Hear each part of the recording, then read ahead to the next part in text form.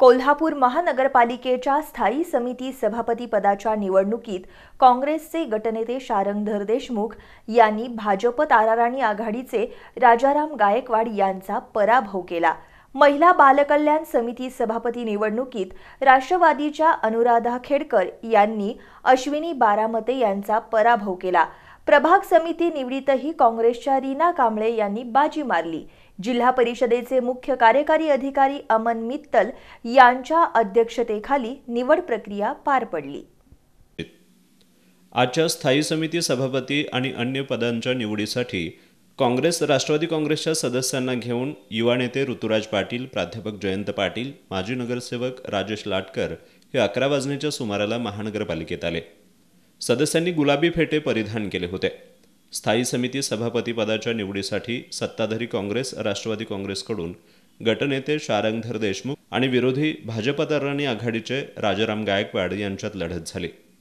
यामध्ये हात उंचावून घेण्यात आलेल्या मतदानात शारंगधर देशमुख यांनी राजाराम गायकवाड यांचा 9-7 अशा मतांनी पराभव केला। महिला बालकल्याण समितीच्या सभापती पदासाठी सुद्धा निवडणूक झाली। यामध्ये काँग्रेस राष्ट्रवादी काँग्रेस आघाडीच्या अनुराधा खेडकर यांनी भाजपा ताराराणी आघाडीच्या अश्विनी बारामते यांचा पराभव केला।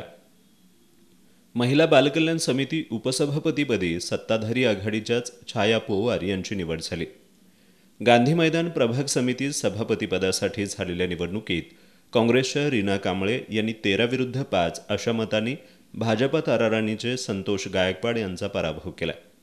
नवनिर्वाचित स्थायी समिती सभापती शारंगधर देशमुख, महिला बालकल्याण समिती सभापती अनुराधा खेडकर, उपसभापती छाया पोवार, गांधी मैदान प्रभाग समिती सभापती रीना कांबळे यांचे युवा नेते ऋतुराज पाटील यांनी अभिनंदन करून त्यांना यशस्वी कारकिर्दीसाठी शुभेच्छा दिल्या। यावेळी महापौर सरिता मोरे, उपमहापौर भूपाल शेटे, नगरसेवक प्राध्यापक जयंत पाटील, महेश सावंत, डॉक्टर संदीप नेजदार, आदिल फराज, सचिन चव्हाण यांच्यासह सत्ताधारी आघाडीचे नगरसेवक उपस्थित होते। निवडीनंतर सत्ताधारी गटाच्या समर्थकांनी आमदार सतेज पाटील आणि आमदार हसन मुश्रीफ यांच्या विजयाच्या घोषणा देत फटाक्यांची आतषबाजी आणि गुलालाची उधळण करत जल्लोष केला।